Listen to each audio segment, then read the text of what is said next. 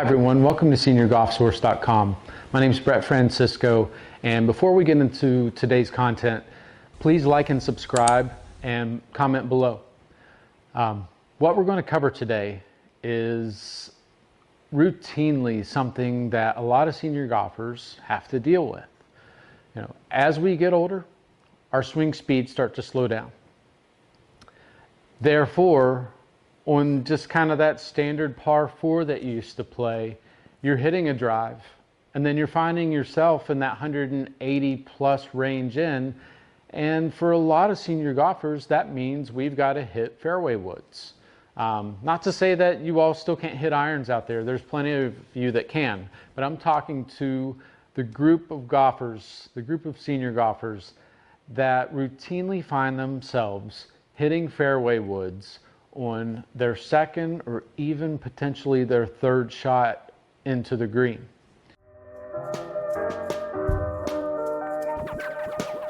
All right, so now that we've given it some research, a quick read on our picks, we're going to talk about a couple fundamental setup positions that are in our pre-swing when we're setting up for a fairway wood.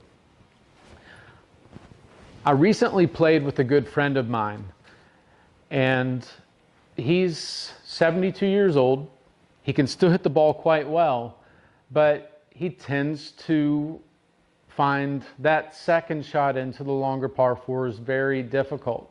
And in the beginning of the round, he had a very smooth start. Things were going along great. And then all of a sudden we hit about the 6th or 7th hole, and things aren't as consistent as they were. So we're going to talk about ball placement. We're going to talk about body placement, because what I was able to do with my friend on the course was just simply, offer, hey, do you mind if I give you a little critique and see if it helps? And he's always up for a pointer. What had happened is, swinging those first 6 or 7 holes, his arms started to get tired. His body started to get tired. They didn't have quite the strength that they did in those first couple holes. And he started struggling with making solid ball contact. His balance was a little bit off. So something that I noticed in his positioning is he started out quite well with his fairway wood setup. And these are going to be our checkpoints for a good sound fairway setup, fairway wood setup. Ball placement.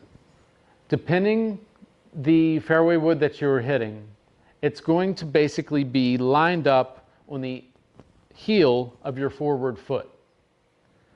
Now the reason that we're doing that is because we want to come in shallow, okay?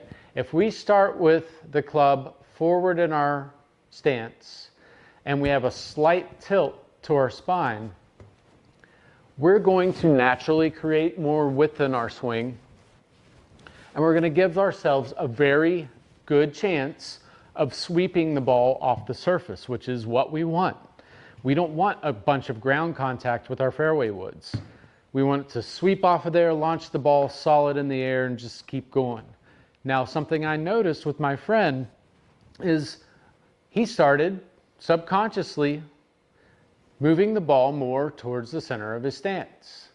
And by the time we got to that 6th or 7th hole, he started to hit down on the ball. Now, looking at it from that perspective gives us kind of an understanding that he lost the spine tilt and he lost the ball placement. So if we look at positioning where I move the ball more forward in my stance, I naturally start to tilt. My left shoulder starts to get a little bit higher than my right shoulder. But as I start putting that ball more centered in my stance here, we're going to find that the shoulders kind of level out. My spine pretty much is perpendicular to the horizon. And now what we're going to do is just flip things so you see it from down the line. So in the proper position where I had tilt and the ball placement was there, I'm going to create that sweeping motion, which is going to launch the ball. But here's where the big difference takes place. So my friend, on that 6th or 7th hole, placed the ball centered to his stance with that fairway wood. Was very upright, very, very little tilt, if any. And he would take the club back, and then all of a sudden, he started coming down steep. You can see how that club, as I come down, is getting more vertical as I attack the ball. And one of two things are going to happen here. And they're not going to be pretty on either occasion. You're either going to bury the ball into the ground and it's just going to do one of the worm burners maybe a couple feet in front of you, or you're going to come down so steep that you actually fall back and you can top the ball that way as well. Either way, you're not going to be launching the ball high in that position. So really my tip here is to be conscious. Make sure that you have the same routine, that your ball placement with those fairway woods remains consistent, that your tilt in your body remains consistent. That way you can launch the ball. So what I'm going to do now is I'm going to step in and hit two balls, one with the spine tilt, one also with the proper ball placement, and then I'm going to hit a second ball that where it's more centrally located in my stance, and we'll be able to really see the difference in the swing. So here I'll set up properly. I'll put the ball forward in my stance. I'll get my tilt and hit. Now with the soft swing, not a bad result. Now, I will tell you, I typically hit my fairway woods a lot longer than 190, but I'm dealing with some back issues right now, so the last thing I'm going to do is hurt myself on video here. All right, so we saw that the trajectory of it was good. The spin rate was decent for a 3-wood, that's not bad. 190 carry, 210 total. So that's not bad for a smooth swing there. We noticed that the ball contact was quite solid. So now what I'm going to do is place the ball more centered in my stance, and you're going to see me do exactly what my friend did on course. Because the ball is centered, because the shaft is so long, because my spine is so vertical, it's going to cause me to swing over the top, and not a pretty shot is about to take place.